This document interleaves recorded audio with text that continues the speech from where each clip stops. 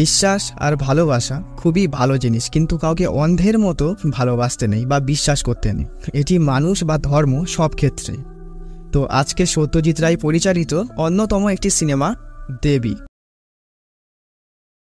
তো গল্পের শুরুতেই একটি দুর্গাপুজোর দৃশ্য দেখতে পাই।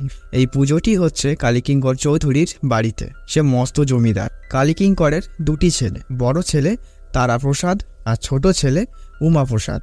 এই হচ্ছে তারাপ্রসাদের স্ত্রী হরসুন্দরী, আর তাদের একটি ছেলে আছে। ছেলেটিকে সবাই খোকা বলেই ডাকে। আর ছোট ছেলে উমাপ্রসাদের স্ত্রীর নাম দয়াময়ী। দয়াময়ীকে তার শ্বশুর মশাই খুব স্নেহ করেন এবং তাকে মা বলেই সম্বোধন করে। তাদের বাড়িতে মা কালীর মূর্তি স্থাপিত আছে, আর কালীকিঙ্কর কালী পুজোর দায়িত্ব সম্পূর্ণ দয়ার ওপরেই দিয়ে রেখেছে। দয়া তার জায়ের ছেলে খোকাকে খুব যত্ন করে, আর খোকাও মায়ের থেকে বেশি কাকিমার কাছেই থাকে। তো রাত্রেবেলা শুয়ে উমা আর দয়া নর্মালি কথা বলছিল। উমা আসলে শহরের কলেজে পড়ে। এই পুজোর ছুটিতে সে বাড়িতে এসছে। তো দয়া উমাকে বলে, শহরে গিয়ে পড়াশুনো করার কি দরকার, আমাদের যা আছে ওতেই তো দিব্যি চলে যাবে। উমা বলে, কেন, বড়লোকদের কি পড়াশুনো করতে নেই? রাজা রামমোহন রায়ের কি পয়সার অভাব ছিল? তাও তো তিনি পড়াশুনো করতেন। তো সকালবেলা ঘুম ভাঙতেই উমা দয়াকে বলে, যদি আমি পড়াশুনো করে শহরে একটা চাকরি পাই, তুমি কি আমার সঙ্গে যাবে? দয়া বলে, হ্যাঁ, তুমি যেখানেই যাবে আমি সেখানেই যাব, কিন্তু একটা সমস্যা আছে। দয়ার শ্বশুর মশাই তাকে কখনোই বাইরে ছাড়বেন না। উমা বলে, আমি সে বাবাকে ঠিক রাজি করিয়ে নেব।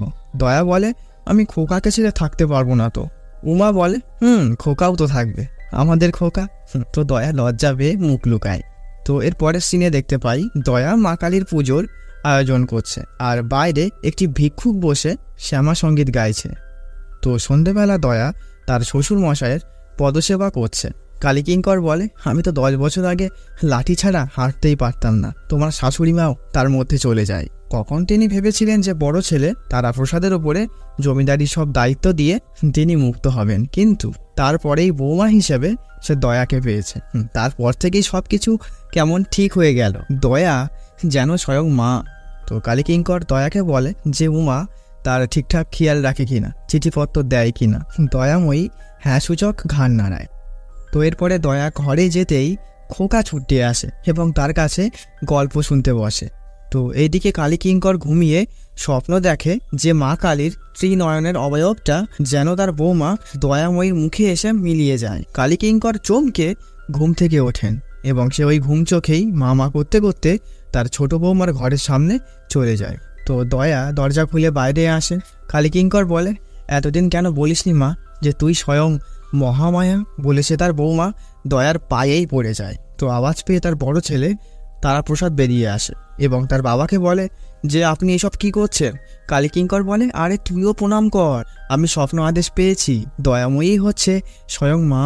ও তারাপ্রসাদও কিন্তু করে সেও দয়াকে প্রণাম করতে শুরু করে। আর হরসুন্দরী এসব দেখে অবাক হয়ে যায়। আর দয়ার অবস্থা তো বুঝতেই পারছো, সে কতকটা হতভম্ব হয়ে অপমানিত হয়ে কাঁদতে শুরু করে। তো এর পরের সিনে দেখতে পাই মা কালীর মূর্তি সরিয়ে সেখানে দয়াকে বসানো হয়েছে এবং তাকেই স্বয়ং মা কালীর মতো করে পুজো করা হচ্ছে।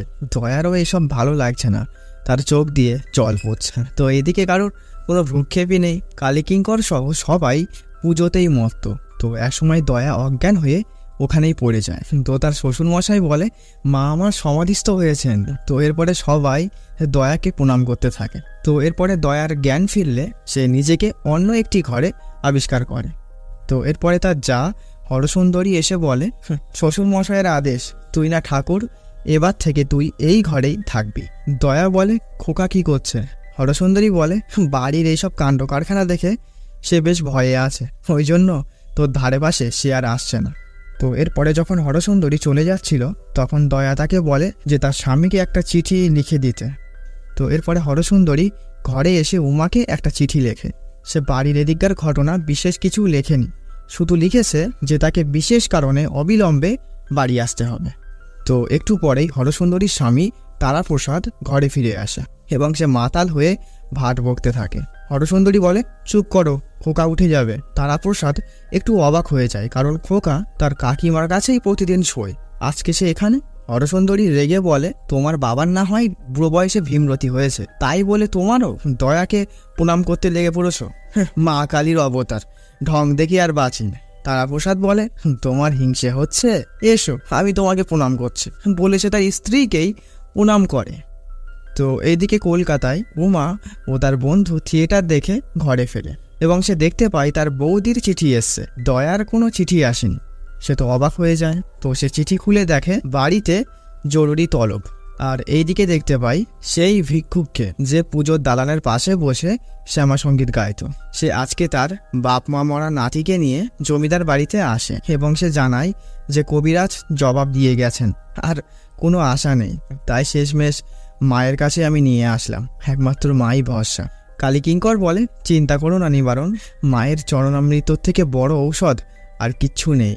এবং প্রায় অর্ধমৃত ওই বাচ্চাটির মুখে চরণামৃত দেওয়া হয়।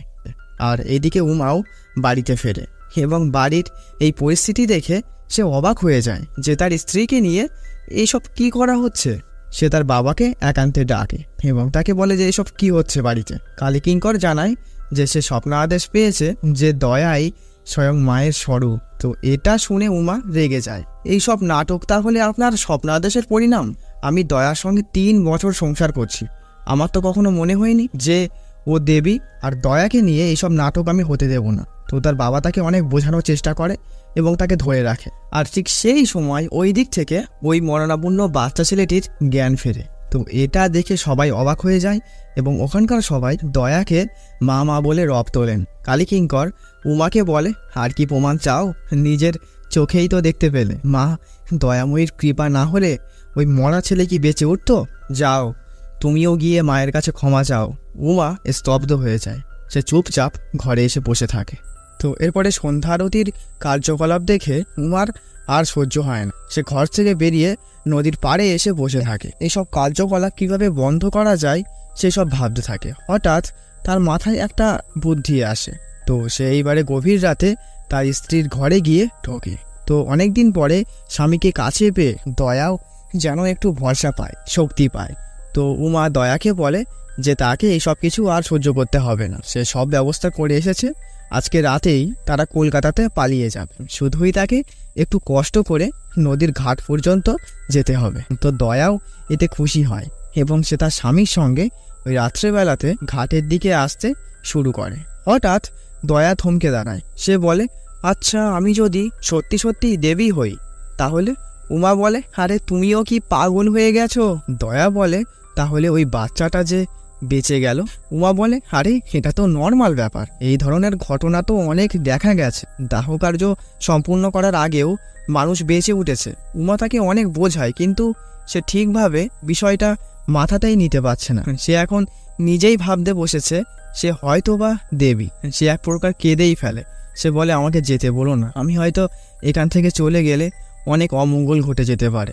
তো উমা আর কিছুই বলে না, সে দয়াকে বাড়ি ফিরিয়ে দিয়ে একাই কলকাতাতে চলে যায়। তো দয়াময়ীর এই দেবী হওয়ার কথা সারা দিকে ছড়িয়ে যায়। দূর দূরান্ত থেকে লোকজন তাদের নানাবিধ সমস্যা নিয়ে দয়ার কাছে আসতে থাকে, মানে যেমনটা আর কি হয়ে থাকে। তো এমনই একদিন দয়া শুয়ে আছে আর বাড়িতে খেলতে খেলতে খোকা তার ঘরের সামনে এসে যায়। তো দয়া তাকে ডাকলে খোকা না এসে সেখান থেকে ছুটতে পালিয়ে যায়। তো দয়ার খুব কষ্ট হয়, কারণ যে খোকা কাকিমাকে ছাড়া থাকতোই না, সে আজকে দেবী হওয়ায় খোকা তার থেকে অনেক দূরে সরে গেছে। এমনকি তার স্বামীর থেকেও তার অনেক দূরত্ব হয়ে গেছে। তার স্বামীর সঙ্গে কাটানো তার স্মৃতিগুলো মনে হতে থাকে। এইবারে দয়াময়ীর অজান্তেই তার চোখ দিয়ে জল বেরিয়ে আসে। তো এইদিকে কলকাতাতে উমাকে দেখতে পাই তার কলেজের এক প্রিন্সিপালের সঙ্গে এই বিষয় নিয়ে সে কথা বলছে। উমা বলে, আমার স্ত্রী দয়ার সঙ্গে আমি 3 বছর ধরে সংসার করছি, আমার এমনটা কখনোই মনে হয়নি যে ও দেবী।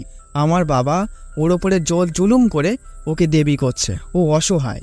প্রিন্সিপাল বলে, কিন্তু তুমি তো অসহায় নও, তুমি যেটাকে কাকতালীয় বলছো সেটাকে প্রতিরোধ করার ক্ষমতা তোমার মধ্যে কি নেই?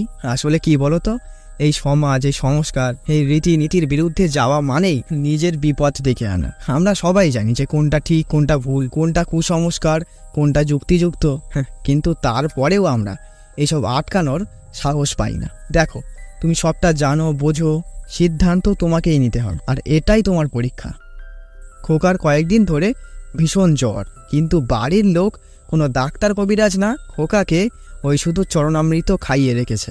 তো এইসব হরসুন্দরী আর সহ্য করতে পারে না। সে লুকিয়ে একদিন কবিরাজকে ডেকে আনে। তো বাড়ির কর্তাকে যেহেতু না জানিয়ে কবিরাজকে আনা হয়েছে, তাই কবিরাজ একটু কিন্তু কিন্তু করতে থাকে। তো এই ব্যাপারটা বুঝে হরসুন্দরী বলে, এর আগেও তো আপনি আমার ছেলেকে এসে দেখেছেন। কবিরাজ বলে, হ্যাঁ, সে আগের ব্যাপার আর এখনকার ব্যাপারের মধ্যে অনেক পার্থক্য না। এখন স্বয়ং মা কালী এই বাড়িতে বিরাজমান, সেখানে আমি বা কি করতে পারি। তো এরপরে হরসুন্দরীর চোখে জল দেখে কবিরাজ আর কিছুই বলে না। সে খোকাকে দেখে আর বলে, ও চরণামৃত খাচ্ছে, খাক, তাতে দোষ নেই, কিন্তু তার সঙ্গে সঙ্গে একটু ডাক্তার কবিরাজও করতে হয়। তো এরপরে কবিরাজ ঔষধ পাঠিয়ে দেবে বলে যখন চলে যাচ্ছিল, আর ঠিক তখনই তারাপ্রসাদের সামনে পড়ে যান। তো স্বাভাবিকভাবেই তারাপ্রসাদ রেগে যায় এবং সে তার স্ত্রীকে বলে, তোমার এখনও কি বিশ্বাস হয় না? তোমার কি একটু ভয় নেই? বলে সে তার বাবাকে বলতে চলে যায়। আর এদিকে খোকা জ্বরের ঘোরে কাকিমা কাকিমা বলতে থাকে। তো এরপরে খোকাকে দয়ার কাছে এনে দেওয়া হয়। তাদের বিশ্বাস যে দয়া এক তুড়িতেই খোকাকে সারিয়ে দিতে পারবে। আর সেদিন রাত্রেবেলাতেই খোকাকে দয়ার কাছেই রেখে দেওয়া হয়। আর এত কিছুর মধ্যে দয়া আজকে ভীষণ খুশি, কারণ এতদিন পরে সে খোকাকে একটু কোলে নিতে পেরেছে। তো একটু পরেই হরসুন্দরী দয়ার কাছে আসে আর বলে, তুই সত্যি করে বলতো, তুই কি দেবী? তুই কি খোকাকে সত্যিই সারাতে পারবি? দয়া কিছুই বলতে পারে না, শুধু এইটুকুই বলে যে আজকের রাতটা খোকা আমার কাছে থাক। হরসুন্দরী বলে, এইটুকুই বলবো, আমার ছেলেকে আমার কোলে সুস্থ অবস্থায় ফিরিয়ে দিস। আর এইদিকে উমা বাড়ি ফিরে আসছে।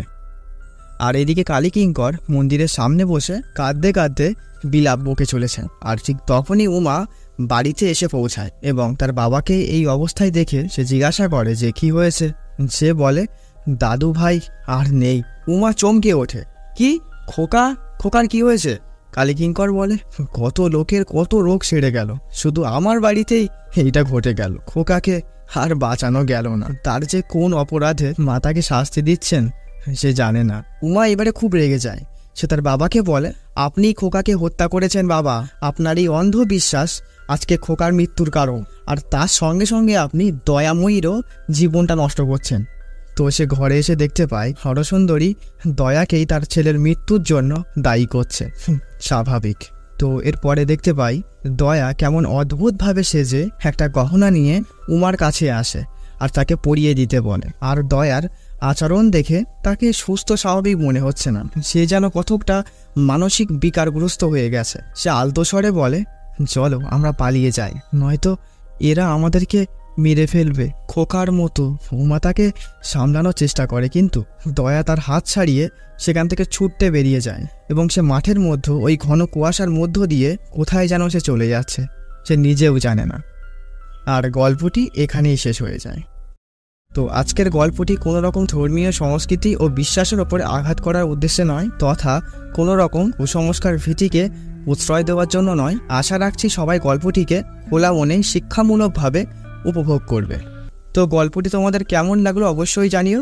তো আজকের মতো টাটা।